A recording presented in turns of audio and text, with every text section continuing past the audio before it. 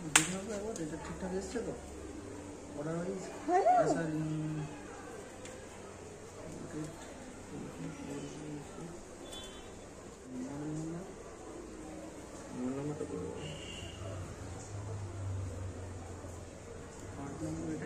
Hello বন্ধুরা, কেমন আছো সবাই? আশা করি ভালো আছো। আর আজকে সকালটা শুরু হয়েছে আমাদের ফ্লিপকার্ট থেকে নতুন মাল চলে এসেছে, সেটা হচ্ছে রাজুর মনিটরটা। কিছুদিন আগে মনিটরটা খারাপ হয়ে গেছিলো, মানে ডিসপ্লেটা কেটে গেছিলো। কাজ করতে করতে হঠাৎ ডিসপ্লেটা বন্ধ হয়ে গেল। তো রাজু বলল, কদিন ধরেই ভাবছিলাম যে মনে হচ্ছে এবার কাটবে, কারণ এটা অনেক দিনের পুরনো মনিটরটা। অন্যান্য পার্টসগুলো নতুন ছিল, বাট এটা অনেক দিনের। আমাদের কম্পিউটার ছাড়া একদিনও চলবে না, মানে আমাদের বলতে রাজুর। আগে আমি কম্পিউটারে এডিট করতাম, বাট এখন ফোনেই করি ছেলে হওয়ার পর থেকে। আর আজকে দেখো রোদটা অনেক বেশি ঝলমলে। আর রাজুর যেহেতু সমস্ত কাজ কম্পিউটারে, ওর মানে একটা সেকেন্ড যদি কম্পিউটার না থাকে পাগলের মতন। তাই 3 দিন কাজ করতে পারিনি, শুধু বলছে কবে আসবে কবে আসবে কবে আসবে। 3 দিনের মধ্যেই, আমাদের যেহেতু মেম্বারশিপ নেওয়া আছে, 3 দিনের মধ্যেই চলে এসছে। আজকে সকাল সকাল বেরোতে হবে আমাদেরকে, কারণ 1 বছর কি 1.5 বছরের ওপর হয়ে গেছে আমরা চিন্তা করছি আজ যাব কাল যাব করে, যাওয়াই হচ্ছিল না। আজকে এই শাড়িটা দেখতে পাচ্ছ, এই লাল শাড়িটা কিন্তু আমার শ্বশুরমশাই আমাকে দিয়েছে। উনি কালী পুজো এখানে করেছিল, কালী পুজো অনেকগুলো শাড়ি পেয়েছিল। আমাকে বলেছিল তোমার যেটা পছন্দ তুমি সেটাই বেছে নাও। তো আমার তো লাল, তোমরা জানো, ভীষণ ফেভারিট একটা কালার, তাই লালটাই কিন্তু আমি বেছে নিয়েছি। আর শাড়িটাও কিন্তু খুব সুন্দর। যে কটা শাড়ি ছিল আমার এটা খুব চোখে লাগছিল, কারণ লাল জিনিসটা আমার সব থেকে আগে, লাল কালো এগুলো খুব চোখে লাগে। আর এরকম পুজোতে যেহেতু যাচ্ছি, পুজো বাড়িতে, তাই লাল ছাড়া অন্য কিছু পরার কথা ভাবতেই পারি না। আর আজকে কোথায় যাচ্ছি সেটা বলে দিই। ছেলের যখন 18 মাস বয়স হয়েছিল, 18 মাসে ওদের চুল, মানে আমার ছেলের চুল ন্যাড়া হয়েছিল, মানে চুল কাটা হয়েছিল। আমাদের কিন্তু কোনো মানসিক নেই বা কোনো মানসিক চোখাতে কিন্তু যাচ্ছি না। আজকে যেটা যাচ্ছি এটা হচ্ছে সোনারপুর থেকে আরেকটু ভেতরে, মানে অ্যাটলাস, আমার যেখানে ছেলে হয়েছিল নার্সিংহোমের একদম পাশে একটা ভূত বাবার মন্দিরে। আর সেখানে যাওয়ার জন্যই একদম আমরা তৈরি হয়ে পড়েছি। আর এবার বলে দিই, চুলটা ফেললে, আমাদের চুলটা ফেলার নিয়ম কিন্তু ওখানে 18 মাসে। সেই 18 মাস থেকে এখন 3 বছর 2 মাস বয়স হয়ে গেল, 3 মাস বয়স হয়ে গেল, এখনও আমাদের যাওয়া হচ্ছে না। রাজুকে বললাম যে আর দেরি করো না, এবার চলো। তো এবার একদম হঠাৎ করে 2 দিন আগে ঠিক করে আজকে আমরা চলে যাচ্ছি। কত? 65 কত ভাঙো?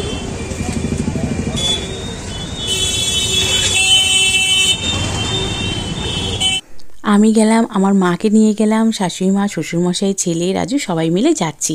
আর যেটা বলছিলাম, আমাদের কিন্তু এটা কোনো মানসিকের নয়, এটা কিন্তু শুধুমাত্র ওটা প্রথা হিসেবে, যে বাড়ির পরম্পরা হয় না, সেরকম টাইপের ব্যাপার। যেখানে আমার ননদের ছেলের ফেলেছিল চুল, আমার এক দেওরের মানে সবাইয়ের কিন্তু ছোটোবেলায় চুলটা ওখানেই ঠাকুরকে দেওয়া হয়। আর এখান থেকে কিছু মিষ্টি নিয়ে নেবো। এই যে মিষ্টির দোকানটা দেখছিলাম, কত রকমের নতুন নতুন মিষ্টি, মানে বাবার দোকানে যেরকম নতুন নতুন মিষ্টি থাকে, এখানে কিন্তু আরও বেশি সন্দেশের আইটেম। কারণ জানি না কেন, মন্দির হতে পারে।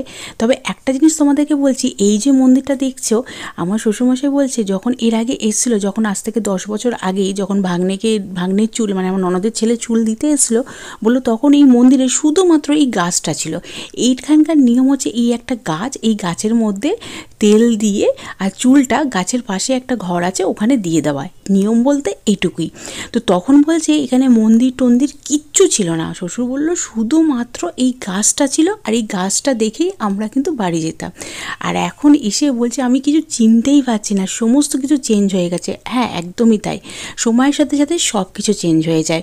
তো এই মন্দিরের ভেতরে এখন দেখো কত গোপাল ঠাকুর দিয়েছে, মানে যাদের মানসিক চোখাতে আসে তারা সবাই কিন্তু এর ভেতরে গোপাল দেয়। তো আমাদের এখানে তো সেরকম কোনো ব্যাপার নেই, আমরা পুজো দিলাম, চিনি বাতাসা দিলাম, সন্দেশ দিলাম, ফল দিলাম, সমস্ত কিছু দিয়ে এখানে পুজো টুজো দিলাম। আর সকাল থেকেই কিন্তু আমরা নিরামিষ, মানে আমি কিছু খাইনি, কেউই কিছু খায়নি। আর এই দিন এমন একটা দিন ছিল যে আমার শ্বশুর শাশুড়িও একাদশী পড়ে গেছিলো, তো ওনারা তো এমনিই কিছু খাবে না, শুধু ওখান থেকে একটু চা খেয়েছে। আমরা নিরামিষ একটু মশলা মুড়ি খেয়েছিলাম। ওখানে দোকানে দেখলাম বেশ ভালো মশলা মুড়ি আছে। আর এই যে দেখতে পাচ্ছ, এই গাছটার কথাই I feel the rain crashing down all around this ছিল। এই মন্দিরটা কারা কারা ছিল অবশ্যই নিচে কমেন্ট করে জানাবে। আমি প্রথম গেলাম, এখানে চুল দিলাম, চুলটা সাইডে রেখে দিতে হলো। আর এখানে আমি এই প্রথম গেলাম, অনেক দিন থেকে যাওয়ার ইচ্ছেটা ছিল, কিন্তু সেটার হয়ে উঠছিল না। তো এতদিন দেখবে কোনো জিনিস, হ্যাঁ মা জলে নেবে, কই দেখি কি বাজাচ্ছ? কে কিনে দিয়েছে? বাজে না? বসে আছে দেখো।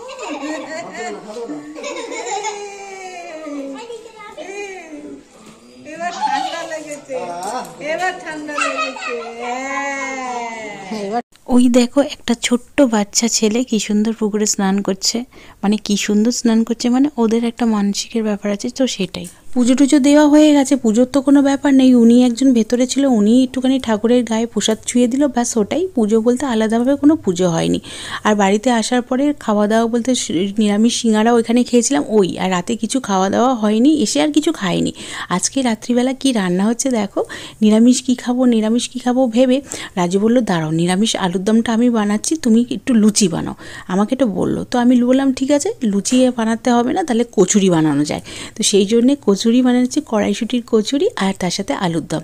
আমার শাশুড়িমা শ্বশুরমশাইকে বললাম আমরা এখান থেকে দিয়ে দেবো, নিরামিষ করে। আমাদের জিশান এত বেশি দুরন্ত, আমি কবে থেকে বলছি যে চুলটা দিয়ে আসলে ছেলে মনে হয় শান্ত হবে, কিন্তু বাপরে বাপ, শান্ত তো দূরের কথা, আজকে দেখছি আরও বেশি বাড়াবাড়ি করছে, মানে আরও বেশি বিরক্ত করছে। আর এখানে ছেলে হলো পড়ছে ঘরে, আর অরেঞ্জ ঘরে যাবে বলে গিয়ে ঠেলাঠেলি করছে, কিন্তু ওকে ঘর থেকে যেতে দেওয়া হবে না, গেলে বইটই ছিঁড়ে রাবার নিয়ে পালিয়ে আসবে। তাই এখন বাজে 9:39, এবার পুর ভরবো। গুড নাইট, ভালো থেকো, কালকে দেখা হচ্ছে নতুন তোমার একটা আমার ছেলের একটা আছে।